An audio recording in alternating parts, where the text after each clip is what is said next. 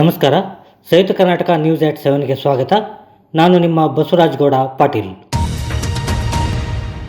ಇಂದು ನಸುಕಿನ ಜಾವ ಕೇರಳದ ವಯನಾಡು ಜಿಲ್ಲೆಯ ಹಲವು ಗುಡ್ಡಗಾಡು ಪ್ರದೇಶಗಳಲ್ಲಿ ಭಾರೀ ಕುಸಿತ ಸಂಭವಿಸಿದೆ. ಇನ್ನು ಈ ವೇಳೆ ನೂರಾರು ಮನೆಗಳು, ವಾಹನಗಳು, ಅಂಗಡಿಗಳು ನೀರಿನಲ್ಲಿ ಮುಳುಗಿವೆ. ಭೂಕುಸಿತದಿಂದ ನೂರಾರು ಮಂದಿ ಮಣ್ಣಿನಡಿ ಸಿಲುಕಿದ್ದಾರೆ. ವಯನಾಡು ಭೂಕುಸಿತ ಪ್ರಕರಣದಲ್ಲಿ ಇದುವರೆಗೆ 98 ಮಂದಿ ಸಾವನ್ನಪ್ಪಿದ್ದು 122 ಮಂದಿ ಗಂಭೀರವಾಗಿ ಗಾಯಗೊಂಡಿದ್ದಾರೆ ಮತ್ತು 9 ಮಂದಿಗೆ ಐಸಿಯುನಲ್ಲಿ ಚಿಕಿತ್ಸೆ ಮುಂದುವರೆದಿದೆ. ಸಾವಿನ ಪ್ರಮಾಣ ಇನ್ನೂ ಏರಿಕೆಯಾಗುವ ಸಾಧ್ಯತೆ ಇದೆ. 250 ಜನರನ್ನು ಕಾರ್ಯಾಚರಣೆ ನಡೆಸಿ ರಕ್ಷಿಸಲಾಗಿದೆ ಎಂದು ಮೂಲಗಳು ಮಾಹಿತಿ ನೀಡಿವೆ. ರಕ್ಷಣಾ ಕಾರ್ಯಾಚರಣೆಗಾಗಿ ಭಾರತೀಯ ಸೇನೆ ಮತ್ತು 4 ಎನ್ಡಿಆರ್ಎಫ್ ತಂಡಗಳನ್ನು ನಿಯೋಜನೆ ಮಾಡಲಾಗಿದೆ. ಇನ್ನು ಘಟನೆ ಬಳಿಕ ಪ್ರಧಾನಿ ನರೇಂದ್ರ ಮೋದಿ ಅವರು ಕೇರಳದ ಸಿಎಂ ಜೊತೆ ಮಾತುಕತೆ ನಡೆಸಿದ್ದಾರೆ. ಕೇಂದ್ರದಿಂದ ಸೂಕ್ತ ನೆರವು ನೀಡುವುದಾಗಿ ತಿಳಿಸಿದ್ದಾರೆ. ಭೂಕುಸಿತದಿಂದಾಗಿ ಮೃತರ ಕುಟುಂಬಕ್ಕೆ ತಲಾ 2 ಲಕ್ಷ ರೂಪಾಯಿ ಪರಿಹಾರ ಹಾಗೂ ಗಾಯಾಳುಗಳಿಗೆ ತಲಾ 50,000 ರೂಪಾಯಿ ಪರಿಹಾರ ನೀಡುವುದಾಗಿ ಪ್ರಧಾನಿ ತಿಳಿಸಿದ್ದಾರೆ ಎಂದು ಪಿಎಂಒ ಕಚೇರಿ ತಿಳಿಸಿದೆ.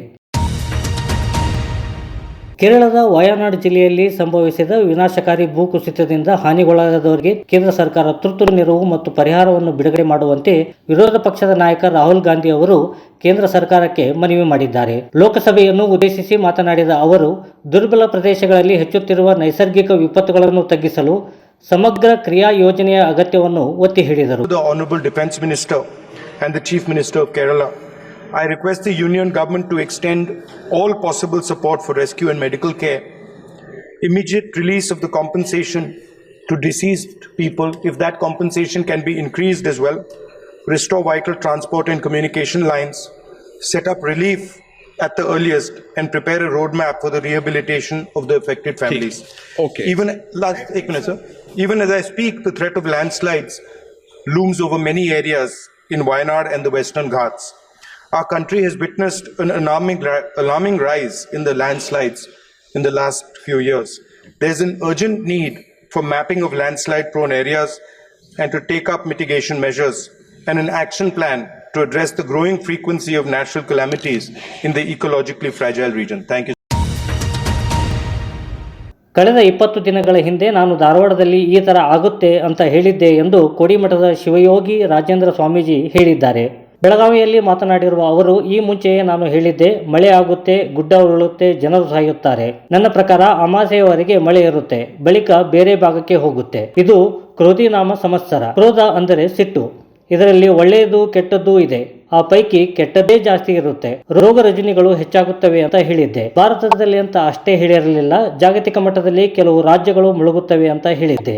ಎಲ್ಲಾ ಡ್ಯಾಮ್ಗಳು ತುಂಬುತ್ತವೆ ಎಂದು ಮೊದಲೇ ಹೇಳಿದ್ದೆ ಎಂದು ಕೋಡಿಶ್ರೀಗಳು ಹೇಳಿದರು. 20 ದಿವಸ ಹಿಂದೆ ನಾನು ಧಾರವಾಡದಲ್ಲಿ ಹೇಳಿದ್ದೆ. ನಾನು ಈ ಥರ ಮಳೆ ಆಗುತ್ತೆ, ಭೂಮಿ ಕಂಪಿಸುತ್ತೆ, ಗುಡ್ಡಗಳು ಬೀಳ್ತವೆ, ಜನಗಳು ಸಾಯ್ತಾರೆ, ರೋಗ ರುಜಿನಗಳು ಹೆಚ್ಚಾಗ್ತವೆ. ಇದು ಇಂಡಿಯಾಕ್ಕಲ್ಲ, ಜಾಗತಿಕ ಮಟ್ಟದಲ್ಲಿ ಕೆಲವು ರಾಜ್ಯಗಳು ಮುಳುಗ್ತವೆ ಅಂತ ಹೇಳಿದ್ದಾರೆ. ಈಗ ಅದರ ಪ್ರಕಾರವಾಗಿ ನನ್ನ ಲೆಕ್ಕ ಇನ್ನೂ ಅಮಾವಾಸ್ಯೆವರೆಗೆ ಇರ್ತದೆ. ಅಮಾವಾಸ್ಯೆ ನಂತರ ಮತ್ತು ಬೇರೆ ಭಾಗದಲ್ಲಿ ಹೋಗ್ತದೆ. ಒಟ್ಟಿಗೆ ಇದು ಕ್ರೋಧಿನಾಮ ಸಂವತ್ಸರ. ಕ್ರೋಧನ ಸಿಟ್ಟು ಅಂತ ನಮ್ಮ ಹಿಂದೂಗಳ ಪ್ರಕಾರವಾಗಿ. ಇದರ ಒಳ್ಳೆಯದು ಕೆಟ್ಟದಿದೆ. ಒಳ್ಳೆಯದಕ್ಕಿಂತ ಕೆಟ್ಟದೇ ಜಾಸ್ತಿ ಪ್ರಾಕೃತಿಕವಾಗಿ. ಹಾಗಾಗಿ ಪ್ರಾಕೃತಿಕ ದೋಷ ಇದು ಮುಂದುವರಿಯುತ್ತೆ. ಹಾಸನ ಜಿಲ್ಲೆಯ ಸಕಲೇಶಪುರ ತಾಲೂಕಿನ ಸಿರಾಡಿ ಘಾಟಿಯ ದೊಡ್ಡ ತಪ್ಪಲೆ ಬಳಿ ರಾಷ್ಟ್ರೀಯ ಹೆದ್ದಾರಿ 75ರಲ್ಲಿ ಮತ್ತೆ ಭಾರೀ ಭೂಕುಸಿತ ಸಂಭವಿಸಿದ್ದು ಹಲವು ವಾಹನಗಳು ಮಣ್ಣಿನಡಿ ಸಿಲುಕಿವೆ. 2 ಕಾರು, 1 ಟ್ಯಾಂಕರ್ ಸೇರಿ 6 ವಾಹನಗಳು ಮಣ್ಣಿನಡಿಯಲ್ಲಿ ಸಿಲುಕಿದೆ ಎನ್ನಲಾಗಿದೆ. ಸತತ ಮಳೆಯಿಂದ ದೊಡ್ಡ ತಪ್ಪಲೆ ಬಳಿ ಭಾರೀ ಪ್ರಮಾಣದ ಭೂಕುಸಿತ ಸಂಭವಿಸಿದೆ.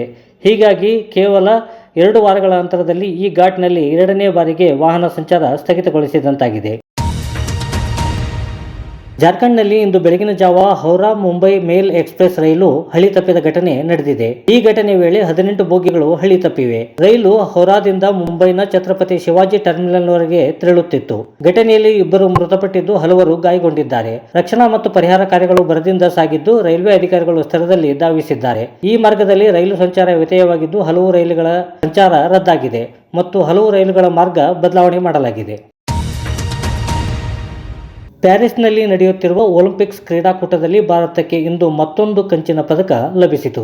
10 ಮೀಟರ್ ಏರ್ ಪಿಸ್ತೂಲ್ ಮಿಶ್ರ ತಂಡ ವಿಭಾಗದಲ್ಲಿ ಮನು ಬಾಕರ್ ಮತ್ತು ಸರ್ಬೋಜಿತ್ ಸಿಂಗ್ ಜೋಡಿ ಕಂಚಿನ ಪದಕ ಗೆದ್ದಿದ್ದಾರೆ. ಈ ಮೂಲಕ ಭಾರತಕ್ಕೆ 2ನೇ ಕಂಚಿನ ಪದಕ ಸೇರ್ಪಡೆಯಾಗಿದೆ.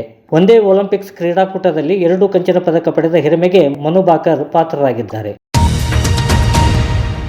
ಇನ್ನಷ್ಟು ಬರವಣಿಗೆಗಳು, ವಿಶೇಷ ಲೇಖನಗಳು ನಿಮಗಾಗಿ ಕಾಯ್ತಾ ಇರ್ತವೆ. ಓದ್ತಿರಲ್ವಾ?